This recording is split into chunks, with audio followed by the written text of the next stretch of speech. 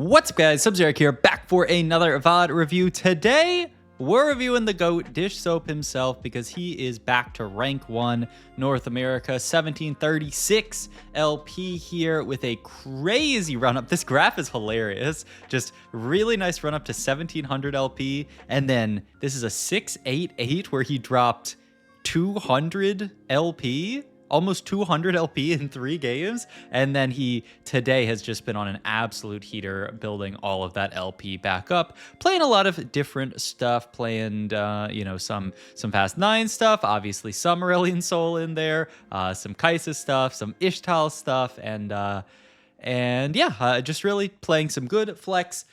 New patch TFT where the meta has shifted a good bit. We've talked about the ASOL comp, which is the biggest thing, and the ASOL comp kind of affects everything else, which is something that I want to cover this game. But another comp that got very significantly buffed is this Ixtal comp, which, as you can see, we get dropped the Milio. We have already a Kiana and Milio, so we certainly potentially have a line into Ixtal. I really want to see how Dishsoap plays this line, because we watched a Wajin Iverson VOD a few days ago, and he had a really unique way of playing into Ixtal, not really going for any of those loss streak cashouts, going for a lot more of just the, win streak, play strong board type things.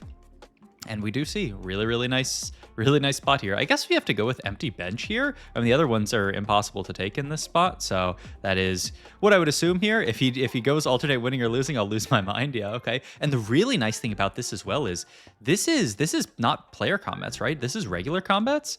End of combat for 4 rounds. So a lot of these early Ixtals, if you get Ixtal in as early as 1-4, if you end up in this, fantastic spot where you do have the Millie already, you can proc the first round of it right now, which is really consequential. I mean, that's speeding it up here. And he doesn't even pick up the orbs because he's afraid there might be units in them. Wow, nice stuff. Hilarious to get Cluttered Mind right after this.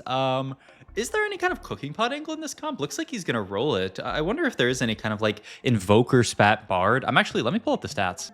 The stats don't love it. Minus 0.05 doesn't look amazing. I will say, if you do get a chance to play Invoker Spat Aurelian Soul, Aurelian Soul's broken enough said, but Invoker Spat on him is monstrous. So, not something you can obviously play every game, but something sometimes you can hit maybe. So yeah, we have to roll these 2. Cluttered Mind with the empty bench one is hilarious. So we're between Crimea River and Feed the Flames here. I guess you would take Crimea River here. Allows you to make blue buff plus Gargoyle here. But yeah, we'll see. I guess you could take Feed the Flames as well. Gargoyle plus Sunfire. I don't know. I'm looking at Crimea River here, but we will see what Mr. Soapy wants to go for. And the other slam, which I guess I'm kind of just taking as assumed here. Ooh, he rerolls and hits advanced loan here. Wait, that's really nice here. So he says, it's worst case, if I have to take the Sunfire augment, not the end of the world, and this does free up a nice reroll for me here. So nice stuff from Dishsoap to pick up this extra econ, which is really nice for this spot specifically, because without econ, it's a little sketch, right? You might end up in these situations where your Ixtal quests force you to spend your gold, but you can't because you are too poor. Usually you want to spend, stage 2, early stage 3, accruing a lot of gold, and then really cash out these big gold quests. We do also kind of need to roll for Bard if we are going to play the reroll version of the comp, and the econ is also really important to roll for the Bard here. So yeah, huge pickup from Dishsoap here. The reason why I talked about blue buff as the slam after the other items is because very often you are going to be making Gargoyle in this comp, because Skarner late game is a unit that you can play on your board. So we'll see if that's what Dishsoap wants to go for here. He is going to team planner out the whole board, roll down, picks up the Bard here, and you got to sell off everything else here because he must. Hilariously enough there, kind of tragic because we lose out on a Milio pair here. And yeah, he is actually just going to say, you know what, it's always Gargoyle here. I don't know if I have to slam it for this fight, but what I'm going to do is I'm going to pre-slam it. And then if I need to slam it for the fight to maybe save some HP, then I throw it down there. So nice stuff from Dishsoap, and he's going to get his first Ixtal quest completed here. That was 100 stacks, right? I believe so, which is pretty nice for the first 3 combats. Usually, something like this, you have to wait for 4 combats. So let's see what he wants here from items. I know I was looking at the stats earlier, and they really like Archangels. Yeah, I think this could actually just be the slam here from Dishsoap. The stats really love Archangels, mostly because it's a slow comp, right? You are playing for, a big Nico, things like that. I guess it must be reroll the shop 4 times. because the other ones seem very, very hard to take. I mean, yeah, I think easy enough take there. Is that real? I feel like some of this one says reroll the shop 4 times, but I thought the other ones say like allow the shop to reroll 4 times. So does this one actually count it? I don't know. I feel like Ixtal is a little inconsistent in how a lot of the cash outs work. Also, fantastic loss here from Dish. Almost a perfect loss there, actually. So yeah, really, really good stuff. So does he get one there? He does. Okay, so it's just inconsistent wording, I guess. The nice thing about this is we can, I mean, you don't really want to roll here, right? You're just going to let your shop re-roll 1 time. And then, I mean, you want to spend your rolls on level 6 is the dream in this comp because you're playing 2 costs. You're playing for Nico 3, Bard 3, Violet 3 you can play for in this comp, Orianna 3. Like there's so many 2 costs that you want to play for. That level 6 is obviously the level that we want to be pushing to get our max value out of our gold here. So we'll chill for 1. And he will actually use, yeah, he is going to actually cash here. Okay. And ooh, I love this from Dishsoap here. So, okay, 2 things. 1, he does up to roll on 5 here, saying 5 is not that different from level 6, and we do really want to proc the quest this turn so that we can go into 3-1 with another quest. If that says reroll, great. If that says, you know, have units die or something, great. But we will actually use our rolls a little bit less efficiently here to proc the Ixtal quest. I like that a lot. And then the other thing is we slam the death cap on this Caitlyn. The idea being if we get another component here, we can slam and unlock Orianna, because the Orianna unlock has changed now. Orianna now only... you just need 2 items onto a Piltover unit. You don't need to do this weird jump through hoops thing where you need to like hold the Loris and Caitlyn. You just need to slam items onto usually a Vibe, but we found the Kate first, so the Kate works. All right. 2-star Melio is pretty hard. This one, I've never taken this just because it seems impossible. This one's pretty rough, though. It taxes your econ a lot. Yuck. I mean, I wonder if he ever just says field 2-star Melio and assume that we're going to hit that on 6 and we just have to roll for it. We'll see, because these are pretty bad in my opinion. So we'll see what Mr. Soapy wants to take here. Oh my god. Okay. We're going for some woke stuff. Alternate winning and losing for 4 combats. So we are going to win this comp. Wow, actually winning the first one, fighting the Ixtal Expeditionist player is really, really, really nice here because now we can just sack the next one and then we just need to get 1 more win. The problem is getting that extra win is a little scary. Can't be restart, can't be focus fire. I feel like I would take healing orbs here just because I need good combat, and healing orbs is not even bad in this comp. Yeah, I like this a lot. I think this is perfect. All right. We must sack this fight, so we're not even going to level up here. We can just level up next round if we need to, or even just after combat starts, grab the blast shield because it's really good. We just pre-grab the blast shield so that we know what we're going for here. And yep, even removes the items from the bard to guarantee this loss here. Gonna be fine. We are fighting a Yunara here, so no need. I mean, we could have even, I imagine, just reslammed here. I don't know. Maybe he was just making sure that there's no way we lose this, but I mean, a triple item Yunara, I think we're always going to lose to. Now, here is the important thing, and he does actually pre-level up to 6. He's actually going to mute all here because he's thinking I might have to roll for like Bard 3 here potentially just to spike the board. Also does hold the Taric here just to, yeah. I don't know why he didn't mute all because I'm like, surely this is enough to win. Usually, this should be enough to win. Okay, so, I mean, we hit our 2 stars. That's the most important thing. We are fighting LeBlanc board, but hopefully we can win this. LeBlanc is LeBlanc. This is probably the strongest guy in the lobby. We're doing pretty good work. Oh my god, wait, I think we did win. Oh my god, we actually beat the LeBlanc board, and we won. Huge.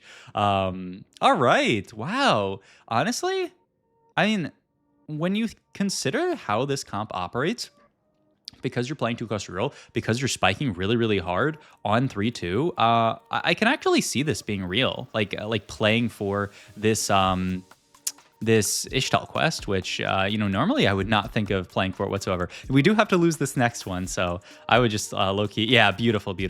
Just take out the Bard 2, take out the Nico 2, make your board as weak as possible. Yeah, just literally just full into this fight, because if you win this fight, your game is literally over. You will never be able to cash out again, and yeah, so Dishsoap not taking any chances here, and yeah, is just going to play this and say, okay, we are fine, and we actually make it to this cash. What a huge cash from Dishsoap, and yeah, it just showed me that this is actually takeable. And look at this now, we're at 420. My god, now we can take reroll the shop 16 times and the game is just over. Oh my god. I mean, yeah, GG's. probably, he is actually going to do all 16 this round. It's a lot of gold to spend, but we still actually aren't that broke here. You know, still making 20 here, going to slam another death cap, which for now is just another death cap. But yeah, just a nice 16 rolls here. Can just sell off the extra Vi because I don't think we're going to go for Vi 3 this game. And the spot is just illegal. Oh my god, the spot is so illegal. But just perfectly played from Dishsoap. I mean, had he not taken that there, the game would have been over. Reroll the shop 11. I mean, you do still need to roll. I guess it is just this one, right? And you do greet another cash out for sure. Yeah, you do not cash here, just because of the fact that like if you get past that 625, you are just straight up winning the game. Anything lower than that, there is a good chance that you actually, you know, you're not getting that much of an effect for it. It's not like we're gonna lose. Our spot's already pretty good, but yeah, Dish just checking, going to roll down until he has rolled exactly enough gold here, going to make the Spirit Visage here, and I imagine eventually we're going to snip down one of these death caps into like a JG plus like a Morello. Might be the dream. I guess it could also just be TG for the Brock here, though. We'll see what our cash out ends up being and what our 4-2 augment ends up being. No need to do anything hasty here. Our board is already quite good, and we are likely to cash next round, right? We'll see. I feel like you don't even need more. I feel like you don't even need more items here, but I mean, it's better than this, right? So I guess you must take. But then he sees 3 3s. Yeah, we just have to take 3 3s for the econ here. Okay, so you could try to push. If you're a crazy person, you would push here. I think you just cash. I mean, if you take this, I mean, this is the play for content play. You would need to level to. You would have to roll here and then level to 7, which is kind of. Wait, he hovered it. I mean, 3 fights. We will probably. We're not going to die. Oh my god! Wait, what did he take? Ixtal Champion deals. I mean, this one's kind of bedge. I mean, it's fine, but the thing is, it doesn't even get you to another Ixtal breakpoint. But okay, his thought is I can take this, cash this out in probably 1 round, and then get to another breakpoint after that. Oh my god, and we cashed Emilio, actually. Huh. Okay, he is going to go these down. He is going to make the JG decap. And yeah, this is the setup here. And he is just going to opt to level up here to 7 anyway. So, okay. So he actually takes this one. Man, I mean, I guess the more that you think about it, our board's so strong, we might not actually cash out that many units dying for a long time. I mean, this fight, how many units died? 2? 2 on 7? Okay, yeah. I think this was definitely a good call from Dishsoap here. Man, Ixtal is so hard to play. I mean, we have enough gold to take this. I mean, you just take this and pump the XP. I mean, you must, right? It's a little bit tragic from an econ perspective, but I mean, we want to cash, right? We must. All right. And then we are going to, I think by the way that his Twitch chat is flowing, I think he's saying I'm about to take the 700 cash out because I am not trying to lose this game, which is fair. They buffed the 700, right? I know they buffed the ones above it, but I believe they buffed 700 as well. I guess while we're on carousel, I can skillfully pull up the patch notes. Patch 16.3 TFT, patch 16.3 TFT, and then we're going to look for Ixtal here with the bow. I mean, this or with the rod open, I do imagine that this is just more LOs. And we do get it. Wait, no, we don't get it. That guy's name just started with a D. We end up getting bow here, which I guess can be another aura item if we have to. All right, he is gonna cash out 725 here. Yeah, it did get buffed. And we get this one, the Fawn. Wait, what is? Oh my god. Radiant item, double dupes, Fawn, 2 Brocks. I mean, and yeah, I mean, it's a masterclass. Oh, it has an Infinity Force in it as well. My god, man, I know the 625 ones are good, but I haven't hit 700 in a while. This one is, I mean, just straight up win you the game. What is this one? Wait, does it always give you the Brocks, or did we high roll the Brocks? Because it's Radiant, 2-star 5 cost. I think we high rolled the Brock. 2 dupes, artifact, anvil, radiant item, and 2-star 5 cost. Does that always give you a Brock? I think we legitimately high rolled the Brock specifically from this, which I mean, you could always just make your own Brock with the 2 dupes, but that's crazy. Unless this table is not updated, which TFT, you never know. All right, at this point, we are just going to destroy the rest of the lobby, though. We don't even have the Bard 3, which is funny, but we just the really like the critical moment in this game was that that 3-2 selection, though, opting to take the one that I think in most people's estimation is close to untakeable, and Dish just saying it's fine. Like, this is a comp where I do spike really, really hard 3-2 because I'm rolling down for all of my 2-stars, so I can just play for this. I don't know. I love how he played this out. 5 Ixtal, he's gonna play. Really? Okay. I mean, over just double Brock. We need heal cut here, so we're gonna take Morello here, gonna throw that onto Bard, Morello GS, and then Gargoyle just fits there. Yeah, this looks perfect. Really nice items. Just going to put our damage items onto Emilio. Even though he is a pretty good spreader of Morello, we just want to primary carry him, right? In this spot, he is going to be a better carry than the Bard, so it makes sense to just throw util items onto him. All right, and this is the spot. I mean, we can maybe somehow go for a Brock 3. That's like the dream this game. I mean, that would be absolute minima. Oh, is he gonna move Morello? Oh, he's gonna unmake to make LW Gunblade.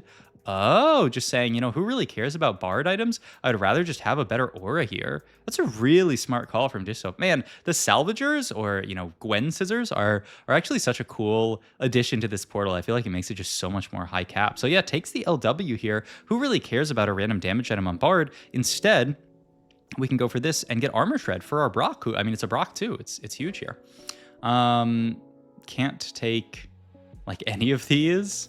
I guess you just cash. Yeah, a little bit sad. But I mean, none of your units are going to die. You're sitting with a Gargoyle, Radiant Bramble, Nico front line, and you have this Brock who's insanely tanky, so none of your units are going to die. I mean, you're not going to lose any fights. I mean, yeah, it's just, we must take that. This fight actually, this is the battle of the broken comps. We are fighting an ASOL board that we kill off. Okay, this is the thing I was going to say about this comp, is that this comp interacts with ASOL in a pretty interesting way. One is that you can, if you do make it to this high of a cash out, have the ability to outcap Brock and win the game, right? Or outcap ASOL and win the game with Brock. Because, I mean, look at this Brock too. We just cleared that guy. And ASOL players are often stronger than everybody else, but not so much stronger.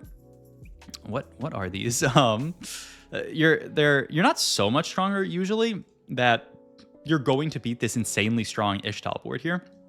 So that's one piece of it. The other piece is on the other side, if you do cash out and are a little bit weak and you go really low to cash out, you are going to lose the game instantly because you're going to rotate into somebody with an ASOL. Sometimes, there's somebody who take a dupe augment and they have like ASOL 2, and then the game is just over in the opposite direction because you're never able to beat them. So you got to be very careful with this comp. If you are playing Ixtal, either cash out with, extra HP to play with so that you can take a loss or two against broken ASOL players, or just, be Dishsoap and cash out a 700, and then you're going to beat the Aurelion Soul players. So it's the way to think about it. It's an interesting little like rock, paper, scissors that has been created by this ASOL comp being so good. And that's true for any comp that you play this patch, by the way. If you are playing a comp, if you're dropping down to 1 HP to go fast 9, you better be able to beat the ASOL player, which usually is not the case. So be very, very careful about, fast 9ing on like 1 HP this patch, because if you fight that ASOL guy and you die, and then you say, oh man, like unlucky, well, maybe you could have just, rolled a bit more on 8, stabilized on a higher amount of HP, and then, not been in this stupid situation where you just end up dying because you're 1 HP and you're never going to beat him. So looking like time to go 8 here, though. I mean, at this point, aren't we just going level 9, looking for that Brock 3 for the dream? Surely Dishsoap. I mean, Dishsoap is the epitome of just like is going to do the optimal thing even if it is not woke cheer. So if he does feel that he needs to dupe this second Brock, he is absolutely going to do that. So 2 Brocks on the board do a lot of damage. The second Brock does not knock up everybody, because that would be super, super broken, and you would just play 3 Brocks every game and just perma CC the enemy board. So just some information, I guess, for the people who were not aware of it, is that, yeah, the second Brock, it's good on the board, but it doesn't, like perma CC everybody. Yeah, move aura items here. I love this. I think this is perfect. And the JG up to Nidalee. Yeah, ops to itemize Nidalee over Bard 3. I think this is generally correct. I've seen some people do the opposite, but I think a Nidalee 2 should be stronger than a Bard 3 usually. Bard 3, unless you hit a trillion 3 stars on your board. This guy's at 1 HP. Dish, we got... Go, go, go, go, go, go, go. Sack the board. 36. What are we doing? What are we doing? Cash out, take the gold, and send it. Okay. Oh, wait. He's thinking. Oh, he's going to make his ward weaker.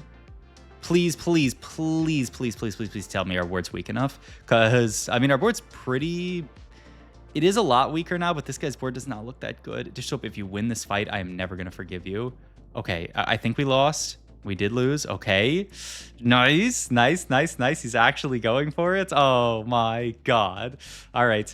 Time to send it. We're actually really close. Takes the IE for the extra rock. All right. I mean, he's 19 HP. Theoretically, we could sack more. There is a world where we die, though.